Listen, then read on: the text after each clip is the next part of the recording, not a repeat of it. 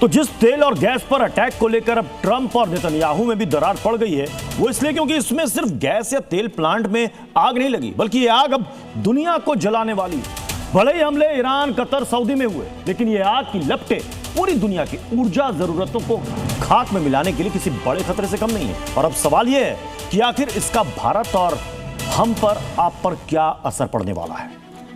Middle east का युद्ध शुरू हुआ तो देश में गैस की किल्लत की अफवाहों ने भी जोर पकड़ लिया। लोग लाइन लगाकर गैस सिलेंडर की होड़ में जुट गए। लेकिन अब जो कल और आज हुआ है, उससे ये हालात कैसे और कितने बिगड़ने वाले हैं, इसने सबकी चिंता बढ़ा दी।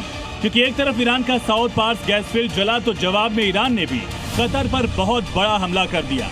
इससे ग्लोबल एनर्जी मार्केट हिल गया और भारत, जो तेल गैस का बड़ा आयातक है, उस पर असर कितना पड़ेगा, ये बड़ा सवाल बना हुआ है।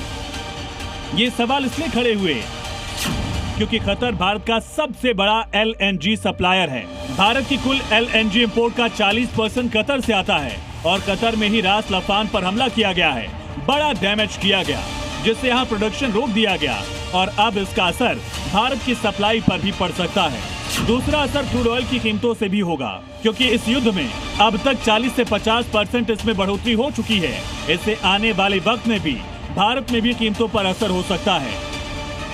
ईरान के जो गैस फील्ड्स को उड़ा दे रहे हैं, इसका मतलब है फ्यूचर में इन्हें नहीं लगता कि चांस बनेगा कि उन गैस फील्ड्स का तेल या गैस निकाल करके हम बेचेंगे। इसका मतलब ये भी दर्शाता है कि इन्हें जो फिलहाल रजीम चेंज के असर कम, बल्कि अब ये उस पे आ गए कि रजीम को कयास ऐसा कर दो कि कयास पे ही चाहे छूट जाए, हमें क्या, गैस की किल्लत बहुत बढ़ेगी, इंक्लूडिंग भारत में। पर याद रखिए, गैस ये जो कतर से जो भारत को आती है, ये LNG है, राइट। LPG अलग है जो सिलेंडर्स वाली होती है, LNG अलग है। LNG जाती है खाद बनाने में। इस जंग का एक साइड इफेक्ट शेयर मार्केट पर भी बढ़ रहा है। कल हुए हमलों के बाद आज मार्केट में भारी गिरावट दिखी, जहां सेंसेक्स 1500 पॉइंट तक नीचे चला गया।